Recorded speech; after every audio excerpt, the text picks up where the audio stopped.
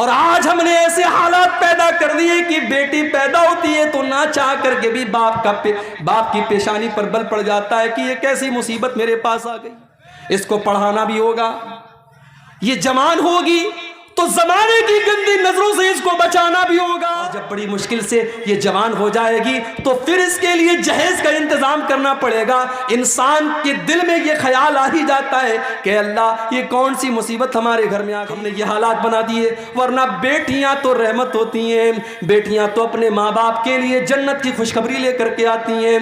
اللہ کے نبی فرماتے ہیں من ابتلی من هذه البنات شيئا كن له سترا من النار، جس کو اللہ تعالیٰ بیٹی دے دے اور بیٹی کے امتحان میں وہ کھرا اتر جائے، وہ بیٹیاں اپنے ماں باپ کو جہنم کی آگ سے بچائیں۔ ان خیر الحدیث کتاب اللہ وخیر الہدی ہدی محمد صلی اللہ علیہ وسلم وشر الامور محدثاتها وکل محدثۃ بدعہ وَكُلَّ بِدْعَةٍ ضَلَالَةٍ وَكُلَّ ضَلَالَةٍ فِي النَّارِ۔ اعوذ باللہ من الشیطان الرجیم، بسم اللہ الرحمن الرحیم۔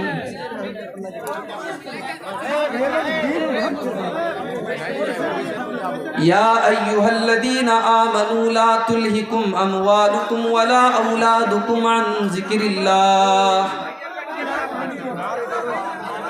ومن یفعل ذلک فاولئک هم الخاسرون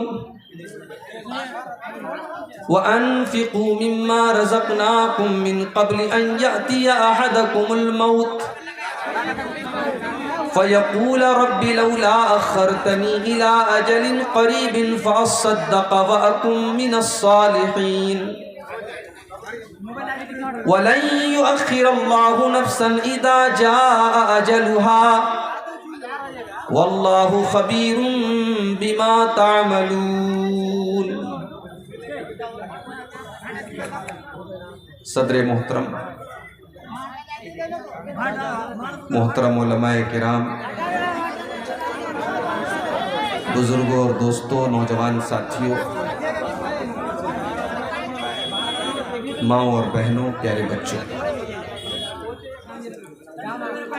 بڑے غور سے سنیے گا، وقت مختصر ہے، باتیں میں چاہتا ہوں کہ کچھ اہم باتیں آپ کے سامنے ان دونوں آیتوں کے تعلق سے بیان کریں۔ یا ایہا الذین آمنوا، قرآن میں جب یہ لفظ آ جائے یا ایہا الذین آمنوا تو ہمارے اور آپ کے کان کھڑے ہو جانے چاہیے، اس لیے کہ جب اللہ تبارک و تعالی یا ایہا الذین آمنوا کہہ دے تو اس کا مطلب کہ آگے جو پیغام دیا جا رہا ہے، جو حکم دیا جا رہا ہے، وہ ہندوؤں کے لیے نہیں ہے، وہ یہودیوں کے لیے نہیں ہے، وہ نصرانیوں اور عیسائیوں کے لیے نہیں ہے، وہ ہر اس انسان کے لیے ہے جو لا الہ الا اللہ اور محمد الرسول اللہ کا کلمہ پڑھتا ہے۔ یہ لفظ جب آ جائے تو سمجھ جاؤ کہ ہمارا رب ہم سے کچھ کہہ رہا ہے۔ ارے بھائی باپ لوگ، یا ایہا الذین آمنوا، اے وہ لوگو جو ایمان لائے ہو، اے مسلمانوں، لا تلہکم اموالکم ولا اولادکم عن ذکر اللہ۔ بڑے غور سے سنیے گا، میں ایک ایک لفظ کا ترجمہ کر رہا ہوں۔ لا تلہکم اموالکم ولا اولادکم عن ذکر اللہ، اے ایمان والو، تمہارا مال تمہیں اللہ کے ذکر سے غافل نہ کر دے، تمہاری اولاد تمہیں اللہ کے ذکر سے غافل نہ کر دے۔ یا اللہ نے دو چیزوں کا نام دیا،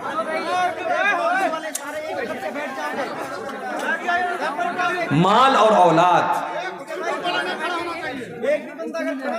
دو چیزیں انسان کی زندگی میں بڑی امپورٹنٹ ہیں، مال اور اولاد۔ مال کے لیے بھی انسان بہت کچھ کرتا ہے، اولاد کے لیے بھی بہت کچھ کرتا ہے۔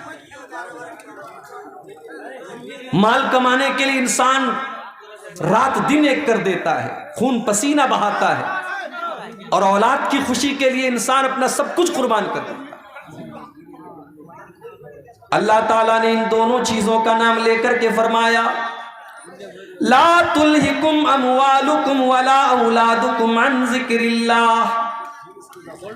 اے ایمان والو، تمہیں اپنے مال سے جتنی بھی محبت ہو جائے، تمہیں اپنی اولاد سے جتنی بھی محبت ہو جائے، یہ محبت تمہیں اللہ سے زیادہ نہیں ہونی چاہیے۔ کہیں تمہارا مال تمہیں اللہ کے ذکر سے غافل نہ کر دے، کہیں تمہاری اولاد تمہیں اللہ کے ذکر سے غافل نہ کر دے۔ اس کو مثال سے سمجھو۔ آپ نے مارکیٹ میں دکان کھولی ہے، عصر کی اذان کا ٹائم ہے، حی علی الصلاۃ کی آواز آ رہی ہے، اللہ کے ذکر کی طرف آپ کو بلایا جا رہا ہے، نماز کی طرف بلایا جا رہا ہے، کامیابی کی طرف بلایا جا رہا ہے۔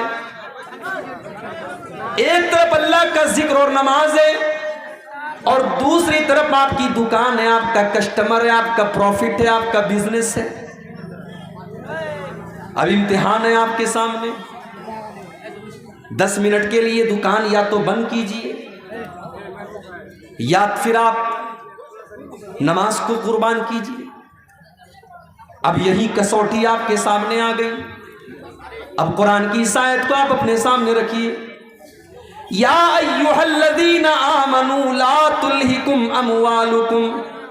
اے ایمان والو، تمہارا مال بہت ضروری ہے تمہارے لیے، بہت امپورٹنٹ ہے تمہارے لیے، مگر اللہ کے ذکر سے بڑھ کر کے امپورٹنٹ نہیں ہے۔ اگر اللہ تعالیٰ اپنی نماز کی طرف تم کو بلا رہا ہے، اگر حی علی الصلاۃ کی آواز تم کو دی جا رہی ہے، تو تمہاری دکان بند ہو جانی چاہیے، تمہارا کاروبار بند ہو جانا چاہیے۔ یہ ہے ایمان کی نشانی۔ آپ گھر میں ہیں، بچوں کے ساتھ ہیں، نماز کا ٹائم آیا، بچوں کو کھلا رہے ہیں، آپ بچوں سے لاڈ و پیار کر رہے ہیں۔ نماز کا ٹائم آیا، اپنے بیوی بچوں کو چھوڑ کر کے، اپنے پریوار کو چھوڑ کر کے آپ کو مسجد میں جانا ہے، اللہ کے ذکر کی طرف جانا ہے۔ اولاد کی محبت کہیں آپ کو اللہ کے ذکر سے غافل نہ کر دے۔ نبی اکرم صلی اللہ تعالی علیہ وسلم جمعہ کا خطبہ دے رہے ہیں، ابو داؤد کی صحیح روایت ہے۔ آپ جمعہ کا خطبہ دے رہے ہیں، اور آپ کے دونوں نواسے حضرت حسن و حسین رضی اللہ تعالیٰ عنہما مسجد کے اندر کھیلتے ہوئے چلے آ رہے ہیں۔ 4-5 سال کے معصوم بچے لال رنگ کا کپڑا پہنے ہوئے ہیں، نبی کے نواسے ہیں، نبی کے بیٹے کی طرح ہیں، نبی اپنے بچوں کی طرح ان سے پیار کرتے تھے۔ دونوں مسجد میں نظر آئے، امام کائنات نے منبر سے دیکھا میرے نواسے گرتے پڑتے پھسلتے کودتے مسجد کے اندر داخل ہو رہے ہیں۔ ہو لوگو، میرے نبی کو اللہ نے کوئی اولاد نرینہ سے نہیں نوازا، بیٹے آپ کو پیدا ہوئے سب بچپن میں انتقال کر گئے۔ یہ بھی ایک بہت بڑا امتحان تھا اللہ کے نبی کے لیے، اور شاید حکمت بھی اللہ تعالیٰ کی طرف سے یہ تھی کہ اللہ نے اپنے نبی کے کسی بیٹے کو جوان ہونے نہیں دیا۔ قاسم پیدا ہوئے بچپن میں انتقال کر گئے، عبداللہ پیدا ہوئے بچپن میں انتقال کر گئے، ابراہیم پیدا ہوئے بچپن میں انتقال کر گئے، کوئی بیٹا آپ کا جوان نہ ہوا۔ اور اللہ نے قرآن میں اس کی وضاحت بھی کر دی، ما کان محمد ابا احد من رجالکم، محمد کسی مرد کے باپ نہیں ہے، ان کی اولاد میں کوئی مرد نہیں ہے، ان کی اولاد میں کوئی ایسا لڑکا نہیں جو جوان ہوا ہو، جو مرد ہوا ہو۔ دنیا والوں کو یہ میسج بھی دیا گیا، او لوگوں، یہ میرا آخری نبی ہے، یہ سب سے محبوب میرا بندہ ہے، مگر ہمارے فیصلے کے آگے میرے نبی بھی مجبور ہے، میرے نبی کو بھی میرے فیصلے کے آگے کوئی اختیار نہیں ہے۔ میں نہ چاہوں تو میرے نبی کو کوئی بیٹا نہیں ہے، میں نے چاہا تو 4 بیٹیاں میں نے دے دی، اور میں نے نہیں چاہا تو کوئی ایک بیٹا بھی میرے نبی کا جوان نہ ہوا۔ مکے والوں نے تانا بھی دے دیا، اے محمد آپ کے بعد تو آپ کی کوئی نسل نہیں چلے گی، بھئی دنیا میں اسی کو تو بڑی اہمیت دی جاتی ہے، اگر کسی کو لڑکا نہ ہو، کسی کو صرف بیٹیاں ہو تو لوگ تانا دیتے ہیں کہ اس کی تو نسل نہیں چلے گی، اس کا تو ونش نہیں چلے گا۔ یہ تانا کوئی نیا نہیں ہے، یہ تانا تو 1400 سال پرانا ہے، یہ تانا تو اللہ کے نبی کو بھی دیا گیا، اے محمد آپ کی تو نسل نہ چلے گی، آپ کی تو کوئی اولاد نرینہ آپ کو نہیں، آپ کو تو کوئی بیٹا ہی نہیں ہے، آپ کو کون یاد کرے گا؟ وہ لوگوں، ہماری ماں کو کوئی گالی دیتا ہے تو ہم جواب دیتے ہیں، ہمارے باپ کو کوئی برا بھلا کہتا ہے تو ہم جواب دیتے ہیں۔ اللہ کو اپنے نبی سے کتنا پیار ہے، اللہ کو اپنے نبی سے کتنی محبت ہے، جب نبی کو برا بھلا کہا گیا، جب نبی کو تانا دیا گیا، اللہ نے قرآن کی آیتیں نازل فرما دی، اللہ نے اپنے نبی کا جواب دیا، اِنَّا آتَيْنَاكَ الْكَوْثَرَ فَصَلِّ لِرَبِّكَ وَانْحَرْ إِنَّ شَانِئَكَ هُوَ الْأَبْتَرُ۔ اے نبی کون کہتا ہے کہ آپ کے بعد آپ کا نام نہ لیا جائے گا؟ اِنَّا آتَيْنَاكَ الْكَوْثَرَ، اے نبی کل قیامت کا دن ہوگا، اہل ایمان آپ کے پاس آئیں گے، جب تک آپ کے ہاتھ سے وہ کوثر کا جام نہ پی لیں گے وہ جنت کے اندر داخل نہ ہوں گے۔ اِنَّا آتَيْنَاكَ الْكَوْثَرَ، اے نبی ہم نے آپ کو کوثر دیا ہے۔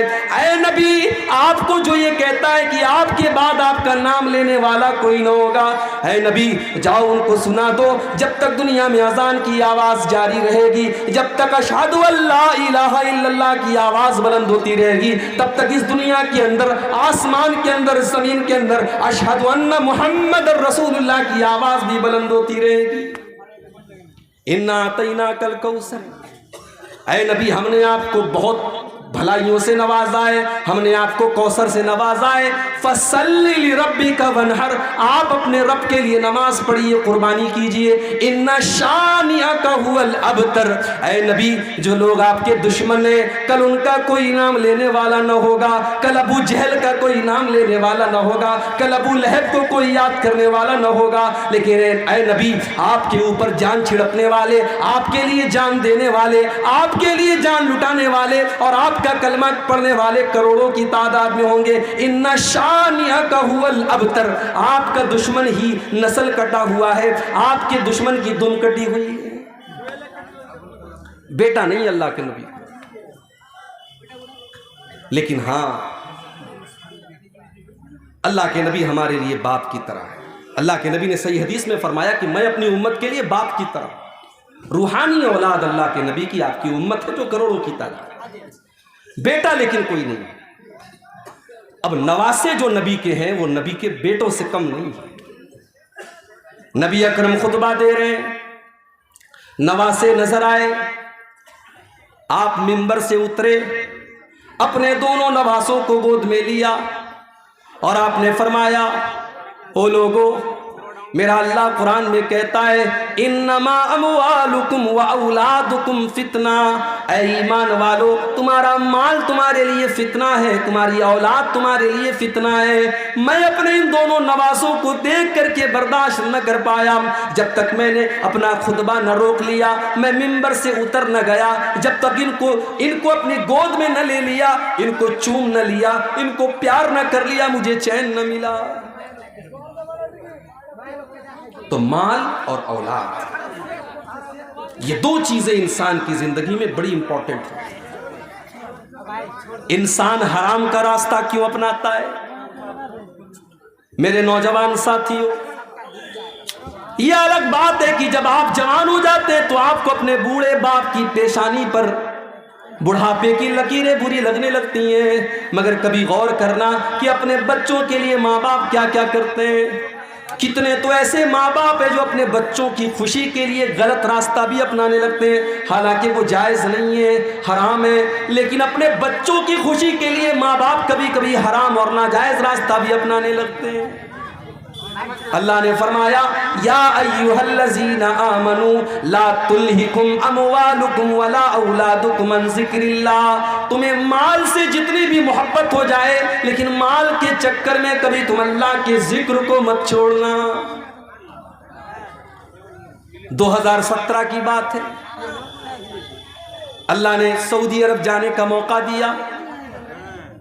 مدینہ کے اندر میں عصر کی نماز کا ٹائم تھا، اذان کے 10 منٹ پہلے مسجد نبوی سے واکنگ ڈسٹینس پر ایک نقاب کی دکان پر گیا، نقاب خریدا، میں نے سیلیکٹ کر لیا، پسند کر لیا، ریٹ بھی طے ہو گیا۔ میں پیسہ دینے والا ہوں، نقاب دینے والا ہے۔ بغل میں مسجد نبوی کے لاؤڈ اسپیکر سے اذان کی آواز آنے لگی، اللہ اکبر اللہ اکبر۔ دکاندار نے کاؤنٹر بند کر دیا، پردے گرا دیے، کہا شیخ صاحب بعد میں آئیے گا۔ میں نے کہا بھائی میرے اذان ہو رہی ہے، ابھی تو جماعت میں 10 منٹ کا ٹائم ہے، ابھی کوئی مسئلہ نہیں ہے، تم پیسہ لے لو، سامان دے دو۔ کہا نہیں، اذان ہو چکی ہے، اس بات کی اجازت نہیں ہے کہ ہم اذان ہونے کے بعد کوئی سودا سلف کریں، آپ نماز کے بعد آئیے، دکان میری کھلی رہے گی، آپ کو سامان مل جائے گا۔ اللہ کی قسم اس دکاندار میں پیسہ میری جیب میں موجود ہے، اس نے پیسہ نہ لیا، اس نے سامان نہ دیا۔ اذان کی آواز سننے کے بعد او لوگوں، آج سعودی عرب کے لوگ بہت برائیاں کرتے ہیں، اللہ کی قسم اپنی تمام کمیوں اور کوتاہیوں کے باوجود آج بھی اسلام اگر اپنی سچی حالت میں پوری کائنات کے اندر کہیں موجود ہے تو آپ کو اس مکہ مدینہ کی سرزمین پر مل جائے گا۔ اذان ہو رہی ہے، دکان بند، کوئی سودا نہیں ہوگا۔ مجھے قرآن کی وہ آیت یاد آ گئی، رجال لا تلہیہم تجارت ولا بیع عن ذکر اللہ واقام الصلاۃ۔ میرے نیک بندے تو وہ ہیں، میرے اللہ والے بندے تو وہ ہیں، ان کا کاروبار کبھی ان کو نماز سے نہیں روکتا، ان کی تجارت ان کو کبھی نماز سے نہیں روکتی۔ سیمانچل کے جلسے میں بہت بول چکا ہوں، چینل والوں سے بھی کئی بار کہا ہے کہ بھائیو ان جلسوں کو کی شکل مت بگاڑو، آپ سے بھی بار بار کہتا ہوں کہ ان جلسوں کی شکل نہ بگاڑو، ماں بہنوں سے بار بار کہتا ہوں یہ جلسے ہیں، یہ قرآن و حدیث کے نام پر قائم ہوتے ہیں، ان جلسوں کے تقدس کو پامال نہ کرو۔ جوان لڑکیاں سج دھج کر کے، میک اپ کر کے، سور کر کے ان جلسوں میں آ رہی ہیں، اور اوباش اور بدماش قسم کے لڑکے راستوں پر گھوم رہے ہیں۔ میرے بھائیوں، اگر جلسوں کا یہی مقصد ہے تو اللہ کے واسطے ان جلسوں کو بند کر دیجیے۔ چینل والوں، آپ نے گلی گلی نکڑ چینل کھولے، تقریروں کے ایک تقریر کے 50 ریکارڈ کرنے والے کیمرے لگے ہوئے ہیں، تقریروں کو آپ نے ریکارڈ کیا، آپ نے اپنے ویورز بڑھانے کے لیے، اپنے دیکھنے والوں کی، اپنے درشکوں کی تعداد بڑھانے کے لیے آپ نے تقریر کچھ تھی، آپ نے اس پر گرما گرم کوئی ٹاپک ڈال دیا، جو میں نے اپنی تقریر میں جو بات کہی بھی نہیں، جس کا ذکر بھی میں نے نہ کیا، وہ بات آپ نے میری تقریر میں اس کا ٹاپک بنا دیا اس کو۔ کتنے چینل والے میری تقریر کے ساتھ ننگی عورت کی تصویر میرے فوٹو کے ساتھ لگاتے ہیں، اور ٹاپک کیا رکھتے ہیں؟ میلے میں جانے والی لڑکیاں یہ ٹاپک لگاتے ہیں، اور ایک بےہودہ اور عریاں لباس پہنے ہوئی ایک لڑکی کی تصویر میرے بغل میں لگاتے ہیں۔ لوگ واٹس ایپ کر کے مجھ سے پوچھتے ہیں مولانا صاحب اس کا کیا جواب ہے آپ کے پاس؟ میرے پاس اللہ کی قسم کوئی جواب نہیں ہے۔ پیسہ کماؤ میرے بھائی، مگر پیسہ کمانے کے لیے اتنا نہ گر جاؤ کہ آپ حلال و حرام کی حدوں کو بھول جاؤ۔ اس چیز کا بھی آپ کو حساب دینا پڑے گا۔ آپ نے تقریر کے اللہ اور اس کے رسول کی باتوں کو سننے والی چیز کے اوپر آپ نے اتنا گندا تھمبنیل لگایا ہے، کل آخرت میں آپ کیا جواب دیں گے میرے بھائی؟ اللہ نے قرآن میں فرمایا ان الذین یحبون ان تشیع الفاحشۃ فی الذین آمنوا لہم عذاب علیم فی الدنیا والآخرہ، جو لوگ ایمان والوں کے درمیان بے حیائی کو پھیلاتے ہیں، ولگیرٹی کو پھیلاتے ہیں، ننگے پن کو پھیلاتے ہیں، ان کو آخرت میں جو عذاب ہوگا ان کو دنیا میں بھی دردناک عذاب ہوگا۔ آپ نے ننگے پن کو پھیلایا، آپ نے عریانیت کو پھیلایا، اس سے تو اچھا تھا بالی ووڈ کی ہیروئنوں کے انٹرویو لے لیتے، اس سے تو اچھا تھا بالی ووڈ کے گانوں کو ریکارڈ کر کے اپنے چینل پہ ڈال لیتے، کم سے کم تقریریں تو بدنام نہ ہوتی، کم سے کم جلسے تو بدنام نہ ہوتے۔ کیا ہو رہا ہے میرے بھائی؟ جلسوں کے نام پر کیا کیا ہو رہا ہے ہمارے یہاں، کیا کیا خرافات ہو رہی ہیں، اتنے جلسے ہو رہے ہیں، مگر ہمارا نوجوان نماز سے آج بھی دور ہے۔ اللہ نے فرمایا لا تلہکم اموالکم ولا اولادکم عن ذکر اللہ، مال کے چکر میں تم اللہ کو بھول نہ جانا، اولاد کے چکر میں تم اللہ کو بھول نہ جانا۔ اور آج اگر کوئی اللہ کو بھول گیا، اس کی زندگی میں سب کچھ ہے، اللہ نہیں ہے، اللہ کا ذکر نہیں ہے، نماز نہیں ہے، اللہ کو یاد نہیں کرتا ہے، تو دنیا میں تو جو ہوگا ہوگا، آخرت میں کیا ہوگا؟ وَمَنْ أَعْرَضَ عَنْ ذِكْرِي فَإِنَّ لَهُ مَعِيشَةً ضَنْكًا، جو ہمیں یاد نہیں کرے گا، جس کی زندگی میں سب کچھ ہوگا لیکن اللہ نہیں ہوگا، اس کی زندگی کو ہم بے چینی والی زندگی بنا دیں گے۔ وہ کروڑوں اور لاکھوں کمائے گا لیکن اس کے گھر میں چین نہ ہوگا، ساس بہو کے جھگڑے اس کے گھر میں ہوں گے، بھائی بھائی کے جھگڑے اس کے گھر میں ہوں گے، اس کے گھر میں نند بھابھی کے جھگڑے ہوں گے، اس کے گھر میں دیورانی جیٹھانی کے جھگڑے ہوں گے، اس کے گھر میں نہ چین ہوگا نہ سکون ہوگا، اس کے بچے بیمار ہوں گے جو ہم کو یاد نہیں کرے گا۔ فَإِنَّ لَهُ مَعِيشَةً ضَنْكًا، اس کی زندگی بے چینی والی بن جائے گی۔ وَنَحْشُرُهُ يَوْمَ الْقِيَامَةِ أَعْمَى، اور کل قیامت کے دن ہم ایسے انسان کو اندھا بنا کر کے اٹھائیں گے۔ قَالَ رَبِّ لِمَ حَشَرْتَنِي أَعْمَى، وہ کہے گا اے اللہ میں تو دنیا میں اچھا خاصا دیکھا کرتا تھا، میں آج اندھا کیسے ہو گیا؟ اللہ فرمائے گا كَذَلِكَ أَتَتْكَ آيَاتُنَا فَنَسِيتَهَا وَكَذَلِكَ الْيَوْمَ تُنْسَى، میرے بندے تیرے سامنے قرآن کی آیتیں پڑھی گئی، تیرے سامنے نماز کی اہمیت بتائی گئی، تیرے سامنے بے حیائی کی برائی کی گئی، مگر تو بے حیائی کے کام کرتا رہا، تو نماز کو چھوڑتا رہا، تو اللہ کی یاد سے غافل رہا۔ جب تو دنیا میں اندھا بن گیا تو آج ہم نے تجھ کو اندھا بنا دیا۔ تو یہ پہلی آیت ہے کہ اپنے مال اور اولاد کے چکر میں اللہ کو مت بھولو۔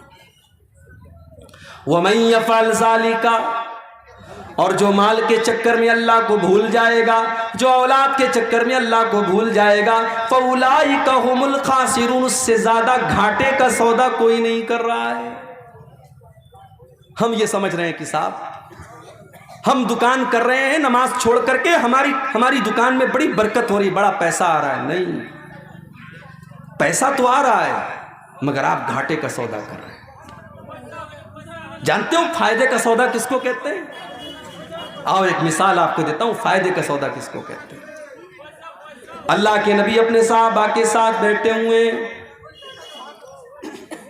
ایک صحابی آتے، اے اللہ کے نبی میں اپنے باغ کی چہار دیواری کر رہا ہوں، میرا کھجوروں کا باغ ہے، میں اس کی باؤنڈری کر رہا ہوں، اور باؤنڈری کرنے میں میرے پڑوسی کا ایک کھجور کا پیڑ آ رہا ہے، میں اس سے کہہ رہا ہوں کہ یہ کھجوروں کا پیڑ تم مجھے دے دو، لیکن وہ مجھے دینے کو تیار نہیں ہے۔ نبی اکرم نے اس کو بلایا، کہا بھائی اپنے باغ کی باؤنڈری کر رہا ہے، تمہارا ایک پیڑ اس کی باؤنڈری کے راستے میں آ رہا ہے، تم اپنے پیڑ کی جو مناسب قیمت ہے دے دو۔ اس نے کہا نہیں میں نہیں دے سکتا، اس نے کہا میں یہ پیڑ نہیں دے سکتا۔ اللہ کے نبی نے فرمایا کہ تو بتاؤ تمہیں کیا چاہیے؟ اس نے کہا ہاں اگر اس ایک کھجور کے پیڑ کے بدلے میں مجھے پورا ایک باغ دے دیا جائے تو میں وہ باغ کے بدلے میں ایک کھجور کا پیڑ دے دوں گا۔ نبی اکرم نے اپنے صحابہ سے کہا اے میرے صحابہ کوئی ہے جو اس پیڑ کو خرید لے، میں اس کو جنت کی گارنٹی دیتا ہوں، اس سے بہتر کھجوروں کا باغ اس کو جنت میں ملے گا۔ کوئی ہے اللہ کا بندہ جو اپنا کھجوروں کا باغ اس کو دے دے اور اس کا یہ پیڑ خرید لے؟ ایک صحابی کھڑے ہو گئے، ان کا نام تھا ابو دہدہ۔ انہوں نے کہا اللہ کے نبی میرا ایک بہت بڑا کھجوروں کا باغ ہے، میں آپ کو گواہ بنا کر کے کہتا ہوں کہ میں اپنا کھجوروں کا باغ اس کو دے رہا ہوں، اور اس کا وہ ایک کھجور کا پیڑ میں لے کر کے اپنے اس صحابی بھائی کو دے رہا ہوں۔ سودا ڈن ہو گیا۔ ابو دادا دوڑے دوڑے گھر آئے، ان کی بیوی اسی باغ میں گئی ہوئی تھی۔ مسند احمد کے الفاظ ہیں، حضرت ابو دادا باغ کے دروازے پر پہنچے اور بیوی کو آواز دی، اے ام دادا، اے میری بیوی، تم جلدی سے اس باغ سے نکل جاؤ، یہ باغ میں نے اللہ کی راہ میں دے دیا ہے۔ اے میری بیوی، میں نے ایک کھجور کے پیڑ کے بدلے میں اس باغ کو خرید لیا ہے، اس باغ کو بیچ دیا ہے، اور مجھے اللہ کے نبی نے اس پر جنت میں اس سے بہترین باغ کی گارنٹی دی ہے۔ آج کے دور کی عورتیں ہوتی تو شوہر کی یہ بات سن کر کے 4 باتیں سناتی کہ آپ سے بڑا بیوقوف کوئی نہیں دیکھا، آپ سے بڑا اسٹوپڈ کوئی نہیں دیکھا کہ آپ ایک پیڑ کے بدلے آپ اتنا بہترین باغ آپ بیچ کر کے چلے آئے۔ آج کی عورتیں ہوتی تو 4 تانے مار دیتی۔ لیکن میری پیاری ماں بہنوں، نبی کی صحابیات کی زندگی بھی کیا زندگی تھی۔ ام دادا اس باغ سے نکلتی ہیں اور اپنے شوہر سے کہتی ہیں، اے میرے شوہر، آپ نے بڑے فائدے کا سودا کیا ہے، آپ نے بڑے منافع کا سودا کیا ہے، آپ نے جنت کے باغ کے بدلے اپنے باغ کو دے دیا ہے، آپ نے کوئی گھاٹے کا سودا نہ کیا۔ یہ تھے صحابہ۔ ایک اور صحابی تھے، ان کا نام تھا صہیب رومی۔ ہمارے یہاں شیرسابادی چلتا ہے، انصاری چلتا ہے۔ اسی بہار میں دربھنگا میں ایک گاؤں ہے، وہاں سڑک میں دیوار بنی ہے، ایک طرف سے انصاریوں کا راستہ، ایک طرف سے شیخ کا راستہ ہے۔ انصاری کے راستے سے شیخ نہیں جا سکتا، شیخ کے راستے سے انصاری نہیں جا سکتا۔ ہم تو برادریوں میں بٹے ہوئے ہیں، ٹھیک ہے، برادری ہے تو ہے، لیکن برادری کوئی فخر کی چیز نہیں ہے۔ شیرسابادی یہ سوچے میں شیخ اور انصاری اور خان سے اچھا ہوں، خان یہ سوچے میں انصاری سے بہتر ہوں، انصاری یہ سوچے میں فلاں سے بہتر ہوں، یہ اسلام کی تعلیم نہیں ہے۔ ان اکرمکم عند اللہ اتقاکم، برادری کی بنیاد پر کسی کو کوئی عزت حاصل نہیں ہے۔ نبی کے صحابہ میں آپ دیکھیں ویرائٹی ہے صحابہ۔ سلمان فارسی ایران کے رہنے والے، صہیب رومی روم کے رہنے والے، اسی طریقے سے حضرت بلال حبشہ کے رہنے والے۔ کوئی گورا ہے، کوئی کالا ہے، کوئی ایران کا ہے، کوئی حبشہ کا ہے، لیکن نبی کے سارے صحابہ درجے میں اور مقام میں صحابی ہونے کے اعتبار سے برابر ہیں، صحابی ہونے کے اعتبار سے برابر ہیں۔ حضرت بلال تو غلام تھے، ان کو حضرت ابو بکر نے خرید کر کے آزاد کیا تھا، اور حضرت عمر کہا کرتے تھے، آتق سیدنا سیدنا، بلال بھی ہمارا آقا اور ابو بکر بھی ہمارا آقا، ہمارے آقا نے ہمارے آقا کو خرید کر کے آزاد کیا۔ بندو محتاج و غنی ایک ہوئے، تیرے دربار میں پہنچے تو سبھی ایک ہوئے۔ اگر اللہ نے آپ کو توفیق دی ہوگی، آپ نے حج کیا ہوگا، آپ نے عمرہ کیا ہوگا، آپ نے دیکھا ہوگا کہ اللہ کے گھر کا طواف کرنے میں گورے اور کالے کا کوئی فرق نہیں، انصاری اور شیرسابادی کا کوئی فرق نہیں، امیر اور غریب کا کوئی فرق نہیں، سارے کے سارے لوگ ایک ہی آواز دے رہے ہیں، لبیک اللہم لبیک کی صدائیں دے رہے ہیں، ایک ہی آواز ہے، ایک ہی ڈریس کوڈ ہے، ایک ہی گھر کا طواف کر رہے ہیں، اور ایک ہی مقصد ہے کہ اللہ راضی ہو جائے۔ صہیب رومی رضی اللہ تعالیٰ عنہ روم کے رہنے والے تھے، غلام بن کر کے مکہ میں آئے، کسی نے آزاد کر دیا، بزنس کرنے لگے۔ اللہ نے تجارت میں برکت رکھی ہے، تجارت میں برکت ہے۔ علماء کہتے ہیں کہ سب سے بہترین پیشہ کھیتی کرنا ہے، اور کھیتی کرنے کے بعد سب سے بہترین پیشہ تجارت ہے۔ تجارت میں اللہ نے بہت برکت رکھی ہے۔ حضرت صہیب رومی رضی اللہ تعالیٰ عنہ نے تجارت کی، بزنس کیا، اور اللہ نے برکت دی، بہت پیسہ کمایا انہوں نے۔ نبی اکرم کے اوپر ایمان لائے، صحابی ہو گئے۔ پھر ایک ایسا موقع آیا کہ اللہ کے پیارے نبی مدینہ چلے گئے، صہیب رومی ابھی مکہ میں ٹھہرے ہوئے ہیں، ان کو اپنا کاروبار بھی دیکھنا ہے، اپنے گھر والوں کو بھی دیکھنا ہے۔ اب کیا ہوا؟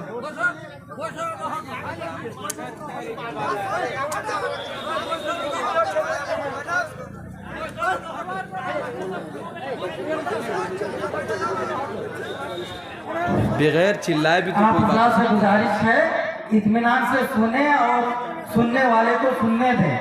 صہیب رومی رضی اللہ تعالیٰ عنہ اپنے سارے بزنس کا سیٹ اپ کرتے ہیں، سارے مال کو اکٹھا کرتے ہیں اور تیاری کرتے ہیں مدینہ جانے کی۔ سامان پیک کر لیا، اونٹ تیار ہو گیا، सुहैब रूमी मक्का से निकलने लगे। मक्का के काफिरों ने ऊंट की नकेल पकड़ी, कहाँ जा रहे हो? कहा मैं मदीना जा रहा हूँ, यस्रिब जा रहा हूँ, अपने नबी के पास जा रहा हूँ। मक्का वालों ने कहा सुहैब हम तुम्हें मदीना न जाने देंगे, तुमने सारी जिंदगी मक्का में रह करके पैसा कमाया और आज चाहते हो कि अपनी सारी कमाई लेकर के तुम मदीना चले जाओ। ऐ सुहैब हम कभी ऐसा न होने देंगे। कहा फिर क्या करते हो? कहा हमारे पास बस एक ही ऑप्शन है, तुम अपना सारा माल हमको दे दो, हम तुम्हें मदीना जाने दे देंगे।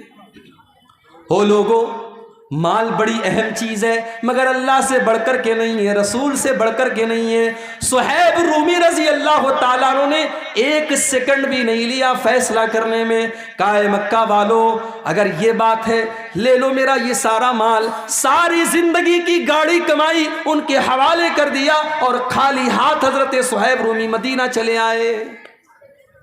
जब मदीना पहुंचे फजर की नमाज का टाइम था, अल्लाह के प्यारे नबी नमाज पढ़ा रहे थे। सुहैब रूमी आते हैं और नमाज में शामिल हो जाते हैं। नबी अकरम ने सलाम फेरा, अपने सहाबी पर नजर पड़ी, अल्लाह के नबी खड़े हो गए, अपने सहाबी को गले लगाया। अल्लाह की तरफ से अल्लाह के नबी को बता दिया गया था सारा मामला। नबी ने पहला लफ्ज जो कहा आपने फरमाया ऐ सुहैब रबिहतल भैया, रबिहतल भैया, ऐ सुहैब तूने बड़े फायदे का सौदा किया है, तूने कोई घाटे का सौदा न किया, तूने सारी जिंदगी की कमाई को ठोकर मार करके अल्लाह के दीन के लिए तूने कुर्बान कर दिया। ऐ सुहैब तूने बड़े फायदे का सौदा किया है। आज तो करोड़ों कमाने वाला, लाखों कमाने वाला मस्जिद के अंदर जब चंदा देने की बात आती है तो 5 का सिक्का तलाश करता है, 10 की नोट तलाश करता है। बीवी के लिए शॉपिंग करने के लिए 2000 की नोट निकालता है, बच्चों के शौक के लिए 500 की नोट निकालता है। और बेचारी मस्जिद और मदरसा एक ऐसी चीज है वहां 10 की नोट आपको ज्यादा मिलेगी। ये हमारे दिल का हाल है मेरे भाई। ला तुल्हिकुम अमवालुकुम वला औलादुकुम अन ज़िक्रिल्लाह। ऐ ईमान वालों अपने माल के चक्कर में तुम अल्लाह को भूल न जाना, अपनी औलाद के चक्कर में तुम अल्लाह को भूल न जाना। अगर ऐसा करोगे फउलाइका हुमुल खासिरून, तो तुमसे ज्यादा घाटे में कोई न होगा। एक आयत का मतलब मैंने समझा दिया, अब दूसरी आयत का मतलब समझ करके बात खत्म करेंगे हम। वअन्फिकू मिम्मा रज़क़नाकुम मिन क़ब्लि अन यातिया अहदकुमुल मौत। और ऐ ईमान वालों जो रोजी हमने तुमको दी है उसमें से खर्च करो, सदका करो, ज़कात दो, गरीबों को दो, यतीमों को दो, मदरसों में दो, मस्जिदों में दो, अल्लाह की राह में खर्च करो। कब खर्च करो? कब खर्च करो? बाप मर गया, बाप के मरने के बाद बेटा मस्जिद में चंदा दे रहा है, मैं इसको नाजायज नहीं कहता मेरे भाई, जायज है, मगर बेहतर ये होता कि बाप अपनी जिंदगी में खुद सदका दे करके जाए। माँ का इंतकाल हो गया, माँ जिंदा थी तो माँ के ऊपर आप 10 रुपया खर्च करने के लिए तैयार नहीं थे। माँ का इंतकाल हो गया, आप उसकी तरफ से लाखों अल्लाह के घर में दे रहे हैं, ये कोई अच्छी अलामत नहीं है। बेहतर ये होता कि माँ की जिंदगी में आप माँ की कदर करते। वअन्फिकू मिम्मा रज़क़नाकुम, ऐ ईमान वालों जो रोजी हमने तुमको दी है तुम उसमें से खर्च करो। मिन क़ब्लि अन यातिया अहदकुमुल मौत, मौत के आने से पहले। अब ये मौत कब आएगी कोई नहीं जानता, कोई नहीं जानता कि मौत कब आएगी। मेरे नौजवान साथियों, आज आप रात भर मोबाइल के ऊपर गंदे काम कर रहे हैं, क्या सोच करके कर रहे हैं? अभी तो जवानी के दिन है, अभी तो जिस्म के अंदर ताकत है, जब बुढ़ापा आएगा तो हम भी नमाजी बन जाएंगे, हम भी दाढ़ी रख लेंगे, हमारे माथे पर भी सजदे का निशान आ जाएगा। मेरे नौजवान साथियों, क्या आप इस बात की गारंटी दे सकते हैं कि आप बुढ़ापे तक जिंदा ही रहेंगे? अरे बुढ़ापा तो बहुत दूर की बात है, बुढ़ापा तो बहुत दूर की बात है। आप तो इस बात की गारंटी भी नहीं दे सकते कि कल की सुबह का सूरज आप देखेंगे। हमारे बड़े अच्छे दोस्त थे, नौजवान आलिम दीन थे, बिहार और झारखंड में हम लोगों ने साथ में प्रोग्राम भी किया था। हमारे उत्तर प्रदेश के रहने वाले थे मौलाना अब्दुल रहमान साजिद सल्फी, हमारे बनारस से जामिया सल्फिया से उन्होंने पढ़ाई भी की थी। मुंबई के अंदर कुर्ला में एक मस्जिद के इमाम थे, بہت اچھے مقرر تھے اور بہت اچھے انسان تھے، خوبصورت بھی تھے، خوبصورت بھی تھے۔ ابھی پچھلے ہفتے کی خبر ہے، مولانا عبد الرحمن صاحب ایک پروگرام میں پونا جاتے ہیں، وہاں پہ تقریر کرتے ہیں اللہ تعالیٰ کی توحید کے بارے میں، اس کے حقوق کے بارے میں۔ تقریر کرنے کے بعد رات ہی میں وہ ممبئی کے لیے چلنے لگتے ہیں، کیونکہ وہ ایک مسجد کے امام ہیں اور مسجد کی کمیٹی نے یہ کہہ کر کے رکھا ہے کہ آپ کو ہر حال میں فجر کی نماز میں رہنا ہے۔ وہ لوگوں، مولوی کوئی روبوٹ تو نہیں ہوتا، مولوی کوئی مشین تو نہیں ہوتا، اس کے پاس بھی تو ضرورتیں ہو سکتی ہیں، اس کے پاس بھی تو مجبوریاں ہو سکتی ہیں۔ تم نے مولویوں کو مشین سمجھنا کیوں شروع کر دیا ہے؟ بند کر دو مولویوں کو مشین سمجھنا۔ مدرسوں میں پڑھانے والے مولویوں کو آپ نے 5,000 روپے کی تنخواہ پر رکھا۔ ارے 5,000 کی تو لوگ چائے اور پان کھا جاتے ہیں، پی جاتے ہیں۔ 5,000 میں وہ مولوی کس طریقے سے اپنے بچوں کا پیٹ پالے گا؟ کبھی آپ نے سوچا؟ وہ بیچارہ 10 سال تک مدرسے کی پتلی دال پی کر کے اور بغیر چھلا ہوا آلو کھا کر کے اس نے مدرسے میں پڑھائی کی، لوگوں کے دروازوں پر بھکاری بن کر کے جاگیر کا کھانا اس نے کھایا، اور آج جب وہ عالم دین بن کر کے آیا، آپ نے 5,000 میں اور 7,000 میں اس کو مسجد کا امام بنایا۔ شرم آنی چاہیے۔ مسجد کے امام سے زیادہ تو محلے میں جھاڑو لگانے والے کی اور صفائی کرنے والے کی تنخواہ ہے۔ شرم آنی چاہیے۔ اور اس کے بعد اتنی پابندی ہے کہ صاحب پورا محلہ مسجد میں نظر نہ آئے۔ اگر امام بیچارہ کسی دن فجر میں نہیں آیا، مولوی صاحب آپ فجر میں نظر نہیں آئے، پورا ایک نمازی جب تک پوچھ نہ لے اور تحقیقات نہ کر لے تب تک مولوی کو نہیں چھوڑے گا۔ اس کے پاس بھی تو ضرورتیں ہو سکتی ہیں میرے بھائی۔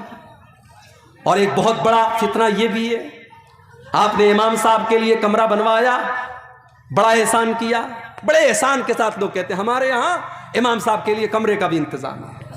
کیسا کمرہ ہے؟ چھوٹی سی کوٹری ہے، بیچارہ امام سر ایک دیوار میں اس کا ٹکرا رہا ہے تو پیر دوسری دیوار میں ٹکرا رہا ہے۔ اتنا بڑا کمرہ ہوتا ہے امام صاحب کا کہ وہ مرغی کا دربہ بھی اس سے بڑا ہوتا ہے۔ وہ بیچارہ فیملی لے کے نہیں رہ سکتا، اس کی بیوی بیچاری زندگی بھر شادی شدہ ہونے کے بعد بھی اپنے شوہر سے دور رہے۔ او لوگوں، تم نے ان مولویوں کی زندگی کو ایسا کیوں بنا دیا؟ مدرسوں میں پڑھانے والے ٹیچروں کے لیے آپ نے فیملی کوارٹر کا انتظام کیوں نہ کیا؟ کل اگر اس مولوی کے قدم بہ کے، اس امام کے قدم بہ کے، اس خطیب کے قدم بہ کے، اس ٹیچر کے قدم بہ کے، وہ تو گنہگار ہوگا ہی ہوگا، ہم اور آپ بھی کم گنہگار نہ ہوں گے۔ ہم نے ان کو اپنی فیملی سے دور کر کے بہت بڑی آزمائش میں ڈالا ہے۔ یہاں پہ بہت ساری مسجدوں کے ذمہ دار بھی ہوں گے، مدرسوں کے ذمہ دار بھی ہوں گے۔ میں اللہ کا واسطہ دے کر کے آپ سے کہتا ہوں کہ آپ اپنے ادارے میں پڑھانے والے ٹیچروں کے لیے ایسی جگہوں کا انتظام کریے کہ وہ فیملی کے ساتھ رہیں۔ آپ مسجدوں کے اماموں کے لیے فیملی کوارٹر کا انتظام کیجئے۔ آپ کو اگر اپنے بیوی بچوں کے ساتھ رہنے کا حق ہے تو اس مولوی کو بھی پورا پورا حق ہے میرے بھائی۔ سرکاری ٹیچر مر جائے، اس کی بیوی کو سرکاری نوکری مل جاتی ہے۔ سرکاری ٹیچر مر جائے، 60 سال کی سروس پورا کرنے کے بعد مر جائے تو اس کے پریوار کو پینشن ملتی ہے۔ ساری زندگی ممبر پر چڑھ کر کے اللہ رسول کا درس دینے والا مولوی مر جائے، اس کے کفن کا بھی کوئی انتظام کرنے والا نہیں، اس کے بچوں کی پڑھائی کی کوئی خبرگیری کرنے والا نہیں۔ کیا یہ درد کی بات نہیں ہے؟ کیا یہ سوچنے کی بات نہیں ہے؟ میرے بھائی، دنیا کی ہر قوم اپنے گرو کی، اپنے ٹیچر کی، اپنے استاذ کی کا سمان کرتی ہے۔ ہماری قوم تو سب سے زیادہ مولویوں کے اندر کیڑا نکالتی ہے۔ ٹھیک ہے، وہ انسان ہیں، ان کے اندر اچھے بھی لوگ ہیں، برے لوگ بھی ہیں، ان کے اندر کمیاں ہیں، کوتاہیاں ہیں، مگر یہ سوچو کہ آج کے اس دور میں وہی ہیں جو آپ کو اللہ کے بارے میں بتا رہے ہیں، رسول کے بارے میں بتا رہے ہیں، جنت کے بارے میں بتا رہے ہیں، جہنم کے بارے میں بتا رہے ہیں۔ اللہ کی قسم، اگر یہ علماء دنیا سے چلے گئے، آپ کو کوئی کلمہ پڑھانے والا، آپ کو کوئی قرآن بتانے والا، آپ کو کوئی اللہ کے بارے میں بتانے والا نہ ملے گا۔ مولوی بیچارے مر جاتے ہیں، ان کے بعد ان کے بچوں، ان کے پریوار کا کیا ہوتا ہے کوئی پوچھنے والا نہیں۔ عبد الرحمن سلفی صاحب فجر کی نماز پڑھانا ہے، بہت جلدی ہے، انہوں نے ٹیکسی پکڑی، ممبئی سے، پونا سے ممبئی کی ٹیکسیاں چلتی ہیں، شیئرنگ ٹیکسیاں۔ ایک ٹیکسی میں 7 لوگ بیٹھے ہیں اور ٹیکسی ڈرائیور پوری سپیڈ سے چلا رہا ہے کیونکہ اس کو رات میں 2 ٹرپ کرنا ہے، اس کو ممبئی سے پھر پونا آنا ہے اور جلدی جلدی سارے پیسنجر کو پہنچانا ہے ان کی منزل پر۔ رات کے 11-12 بجے کے بیچ کا ٹائم ہے. ممبئی اور پونا کی ہائی وے پر ڈرائیور نے گاڑی کا کنٹرول کھو دیا. گاڑی بائیں سائیڈ میں بہت بری طریقے سے گاڑی کا ایکسیڈنٹ ہوا اور 7 لوگوں میں سے 6 لوگ آن دا اسپاٹ مر گئے. میرے بھائیوں، میرے ساتھیوں، کیا مولانا عبد الرحمن سلفی نے یہ سوچا ہوگا کہ میں پونا سے تقریر کرنے کے بعد اپنی بیوی کی شکل نہ دیکھ پاؤں گا، اپنے بچوں کی شکل نہ دیکھ پاؤں گا؟ ان کا انتقال ہو جاتا ہے، ان کی لاش کی فوٹو آتی ہے. اللہ کی قسم، وہ لاش کا فوٹو دیکھ کر کے آپ زندگی کا فوٹو دیکھیے اور لاش کا فوٹو دیکھیے، آپ کی آنکھوں میں آنسو آ جائیں گے. خوبصورت چہرہ ہے، لہو لہان ہو چکا ہے، سر پورا پچک چکا ہے اور آن دا اسپاٹ ان کا انتقال ہو جاتا ہے. میرے بھائی، یہ موت بڑی بے رحم ہوتی ہے، یہ موت بڑی شفاق ہوتی ہے. اس موت کو کوئی مطلب نہیں کہ آپ کی بیوی کے اوپر کیا گزرے گی، آپ کے بچوں پر کیا گزرے گی، آپ کے بعد آپ کے گھر والوں پر کیا گزرے گی. اس موت کو اس سے کوئی مطلب نہیں کہ آپ نے کون کون سے سپنے دیکھے تھے، آپ کی زندگی کا کیا ٹارگٹ تھا، آپ نے کیا سوچا تھا. موت تو اپنے ٹائم پر آئے گی اور آپ کو لے کر کے چلی جائے گی، چلی جائے گی. وَأَنفِقُوا مِمَّا رَزَقْنَاكُمْ مِنْ قَبْلِ أَنْ يَأْتِيَ أَحَدَكُمُ الْمَوْتُ. اے ایمان والو، ہم نے تم کو جو روزی دی ہے تم اس میں سے خرچ کرو اس کے پہلے کہ موت آ جائے. فَيَقُولَ رَبِّ لَوْلَا أَخَّرْتَنِي إِلَىٰ أَجَلٍ قَرِيبٍ. اور جب موت آ جائے گی تو انسان کہے گا، اے اللہ تھوڑا سا موقع اور دے دیتا، تھوڑا سا ٹائم اور دے دیتا. اے اللہ بہت پیسہ میرے بینک میں رکھا ہوا تھا، میں تیری راہ میں صدقہ کر دیتا. اے اللہ میں تیرے راستے میں دے دیتا. اللہ. لیکن موت کے بعد سوائے پچھتانے کے ہمارے ہاتھ میں کچھ نہیں آئے گا. موت کے بعد انسان دوبارہ دنیا میں آنے کی تمنا کرے گا، لیکن بہت ساری آرزویں ایسی ہوتی ہیں جو کبھی پوری نہیں ہو سکتی. مرنے کے بعد کبھی دنیا میں کوئی واپس نہیں آیا ہے. کبھی رات میں کمرے میں آپ لیٹے ہوں اور لائٹ چلی جائے تو عورتیں تو ڈر جاتی ہیں، بچے ڈر جاتے ہیں، بالکل اندھیرا ہو جاتا ہے. ہم بھی ڈر جاتے ہیں. انسان بالکل اندھیرا ہو جائے تو انسان سوچنے لگتا ہے کہاں جائے، دروازہ کدھر ہے، سوئچ کدھر ہے، سامان کدھر ہے. انسان سوچنے پر مجبور ہو جاتا ہے. او لوگوں، جب رات میں کبھی آپ کمرے میں تنہائی میں ہوتے ہیں اور لائٹ چلی جائے، اندھیرا ہو جائے، کیا آپ اس وقت کے بارے میں نہیں سوچتے جب آپ اپنی قبر میں ہوں گے اور وہاں بھی اس سے زیادہ اندھیرا ہوگا اور وہاں پر آپ کو بچانے والی کوئی بیوی نہ ہوگی، وہاں پر آپ کو بچانے والے کوئی ماں باپ نہ ہوں گے، کوئی رشتہ دار نہ ہوگا. اس موت کے بارے میں، اس قبر کے بارے میں ہم کیوں نہیں سوچتے؟ اس موت کے بارے میں ہم کیوں نہیں سوچتے؟ موت کے آنے کے بعد انسان یہ تمنا کرے گا کہ کاش ہمیں دوبارہ دنیا میں آنے کا موقع دے دیا جائے.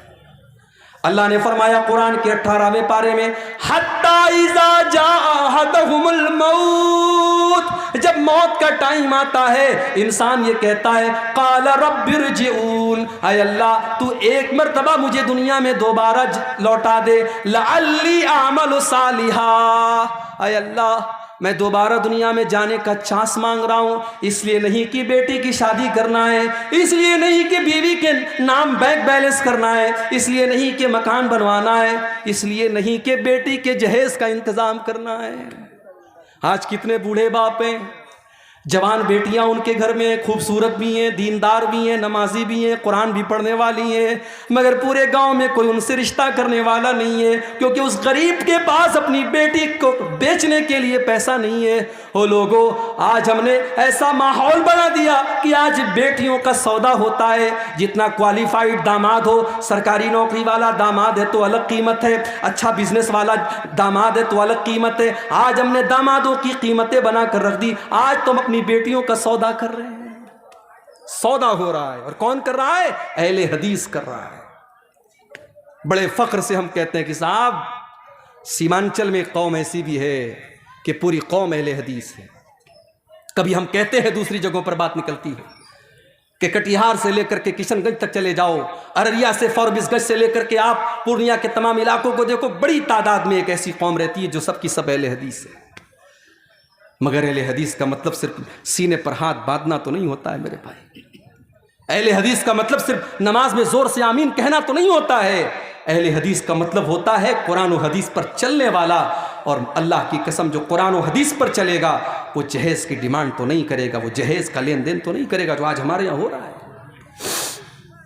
بیٹیوں کا سودا ہو رہا ہے، اور آج ہم نے ایسے حالات پیدا کر دیے کہ بیٹی پیدا ہوتی ہے تو نہ چاہ کر کے بھی باپ کی پیشانی پر بل پڑ جاتا ہے کہ یہ کیسی مصیبت میرے پاس آ گئی، اس کو پڑھانا بھی ہوگا، یہ جوان ہوگی تو زمانے کی گندی نظروں سے اس کو بچانا بھی ہوگا، جب یہ جوان ہوگی تو اس کو زمانے کی گندی نظروں سے بچانا بھی ہوگا، اس کو بے پردگی سے بھی بچانا ہوگا، اس کو بے حیائی سے بھی بچانا ہوگا، اس کے دوپٹے کا بھی خیال کرنا پڑے گا، اس کے کپڑے کا بھی خیال کرنا پڑے گا، اور جب بڑی مشکل سے یہ جوان ہو جائے گی تو پھر اس کے لیے جہیز کا انتظام کرنا پڑے گا۔ انسان کے دل میں یہ خیال آ ہی جاتا ہے کہ اللہ یہ کون سی مصیبت ہمارے گھر میں آ گئی، اس سے تو بہتر تھا کہ مجھے بیٹا ہو جاتا۔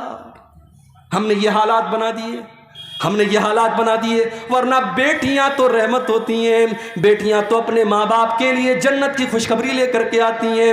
اللہ کے نبی فرماتے ہیں من ابتلی من هذه البنات شيئا كن له سترا من النار، جس کو اللہ تعالیٰ بیٹی دے دے اور بیٹی کے امتحان میں وہ کھرا اتر جائے، وہ بیٹیاں اپنے ماں باپ کو جہنم کی آگ سے بچائیں گی۔ ایک حدیث میں اللہ کے نبی نے فرمایا من آل جاریتین حتی تبلغا، جس کو اللہ نے 2 بیٹیاں دے دیں اور دونوں بیٹیوں کی اس نے اچھی پرورش کر لی، دونوں بیٹیاں جوان ہو گئیں۔ اچھا لوگ کہتے ہیں نا بیٹیاں پرایا دھن ہوتی ہیں، لوگ ایسا بولتے ہیں، معاف کیجئے گا یہ ہندوستان کا کلچر ہوگا، یہ ہمارے غیر مسلم بھائیوں کا کلچر ہوگا۔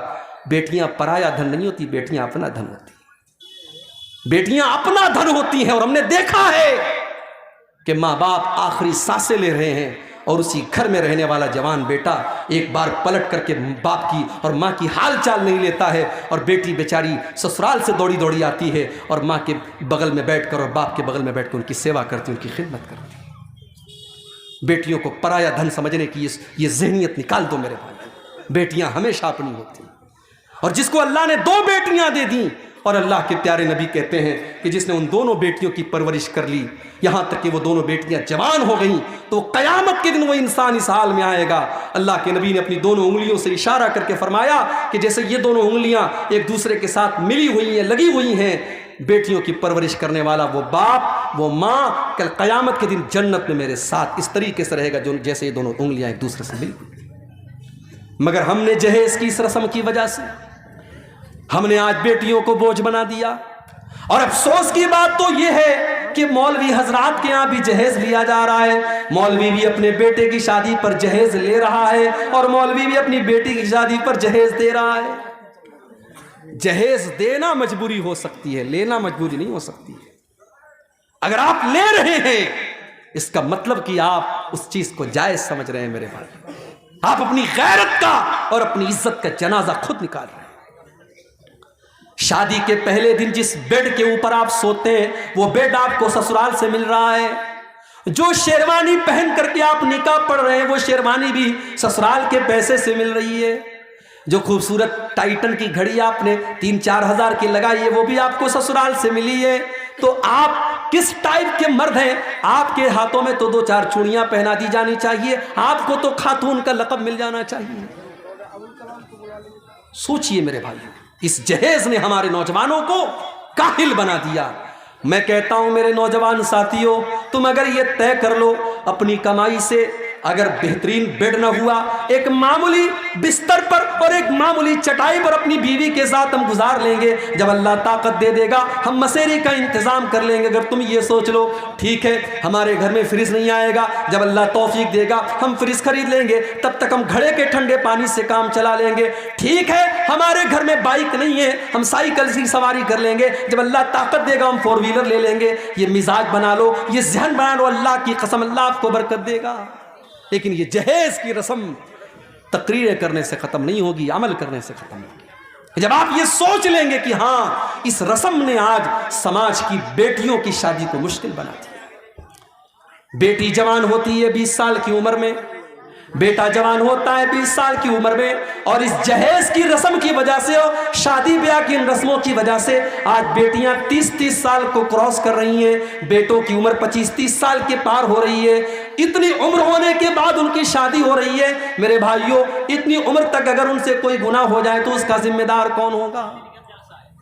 اور آج تو حالات آپ دیکھ رہے ہیں۔ ابوالکلام صاحب شاید بیان کریں گے، انہوں نے مجھ سے کہا تھا آفتاب اور شردھا کا معاملہ آپ کے سامنے ہے۔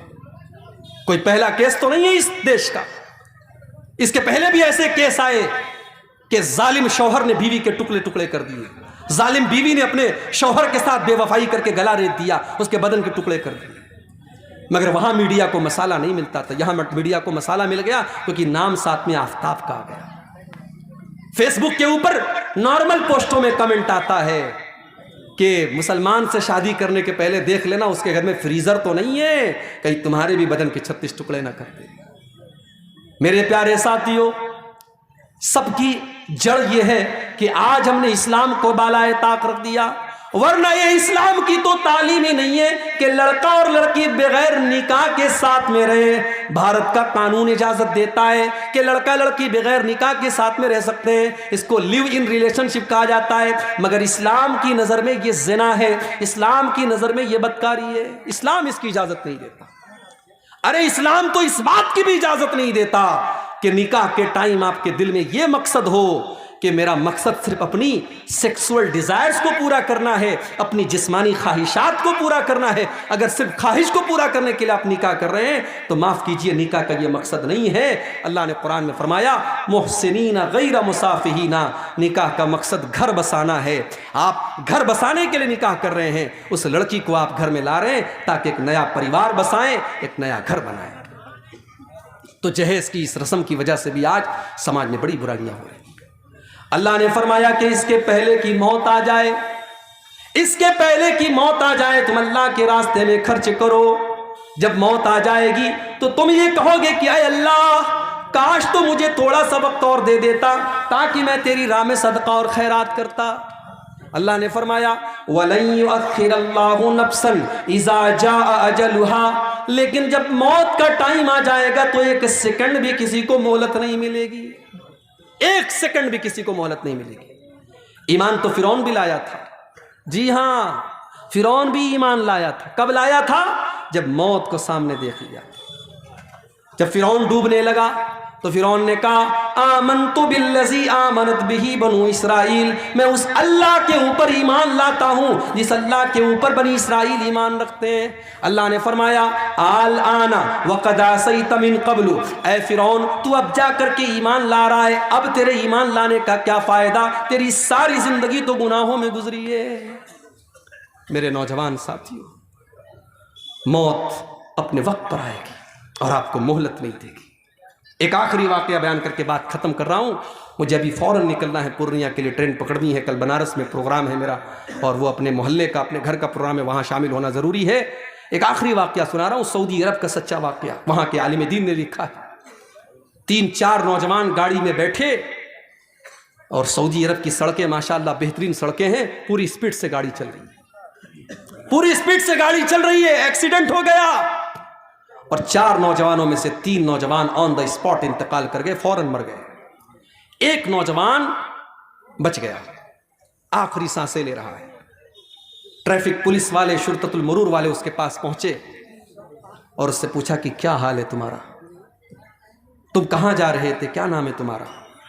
اس نوجوان کے منہ سے بس ایک ہی لفظ نکلتا ہے انا فی سقر، انا فی سقر، انا فی سقر، میں سقر میں ہوں، میں سقر میں ہوں، میں سقر میں ہوں۔ ٹریفک پولیس والوں کو اس بات کا مطلب سمجھ میں نہیں آیا۔ ٹریفک پولیس والوں نے اس علاقے کے عالم دین سے کانٹیکٹ کیا کہ یہ نوجوان لڑکا آخری ٹائم میں آنا فی سقر کہہ کر کے مر گیا، اس کا مطلب کیا ہے؟ عالم دین نے، مولوی صاحب نے کہا کہ اس کا مطلب تمہیں قرآن کے 29ویں پارے میں ملے۔ قرآن کا 29واں پارہ اٹھاؤ، اللہ فرماتا ہے جب جنتی جنت میں جائیں گے، جب جہنمی جہنم میں جائیں گے تو جنتی جہنمیوں سے پوچھیں گے ما سلککم فی سقر، تم سقر کے اندر کیسے چلے گئے؟ سقر مطلب سقر مطلب بہت خطرناک گڈھا. جہنم کا ایک نام سقر بھی ہے کیونکہ جہنم گڈھے کی طرح ہے، انسان اس کے اندر گرے گا، اس لیے جہنم کا ایک نام سقر بھی ہے. جنتی جہنمیوں سے سوال کریں گے ما سلککم فی سقر، تم جہنم کے اندر کیوں چلے گئے؟ تو جہنمی کیا جواب دیں گے؟ قالوا لم نک من المصلین، ہم نماز نہیں پڑھا کرتے تھے. عالم دین نے کہا یہ نوجوان نماز نہیں پڑھتا تھا، اور مرنے کے ٹائم اللہ تعالیٰ نے ایسا منظر اس کو دکھایا کہ اس نے محسوس کیا کہ وہ جہنم کی آگ میں جل رہا ہے، اس لیے وہ یہ کہہ کر کے دنیا سے گیا کہ انا فی سقر، انا فی سقر، میں سقر میں ہوں، میں سقر میں ہوں. میرے عزیزوں، میرے نوجوان ساتھیوں، بڑے درد کے ساتھ آپ سے گزارش کرتا ہوں کہ اپنی جوانی کا مس یوز کرنا بند کر دو، یہ موبائل کا غلط استعمال کرنا بند کر دو. 2 چیزوں کی گارنٹی لے لو، 2 چیزوں کی گارنٹی لے لو. اپنے نوجوان بھائیوں سے بھی کہتا ہوں، اپنی ماں بہنوں سے بھی کہتا ہوں، اللہ کے نبی نے فرمایا 2 چیزوں کی مجھے گارنٹی دے دو، میں تمہیں جنت کی گارنٹی دیتا ہوں. ازمن لکم الجنہ، 2 چیزوں کی گارنٹی دے دو، میں جنت کی گارنٹی دیتا ہوں. ایک زبان کی گارنٹی دے دو، زبان کی گارنٹی دے دو کہ زبان کا غلط استعمال نہیں کریں گے، جھوٹ نہیں بولیں گے، غیبت نہیں کریں گے، چغلی نہیں کریں گے، گندی باتیں منہ سے نہیں نکالیں گے. اور دوسرے شرمگاہ کی گارنٹی لے لو کہ زنا اور بدکاری کے قریب نہیں جائیں گے.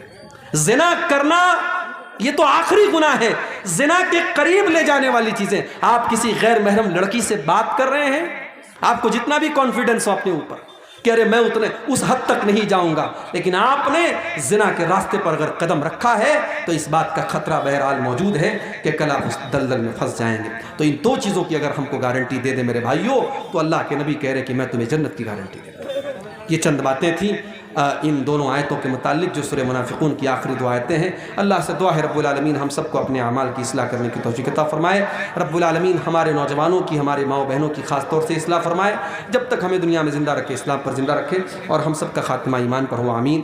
وآخر دعوانا الحمدللہ رب العالمین، والسلام علیکم ورحمۃ اللہ.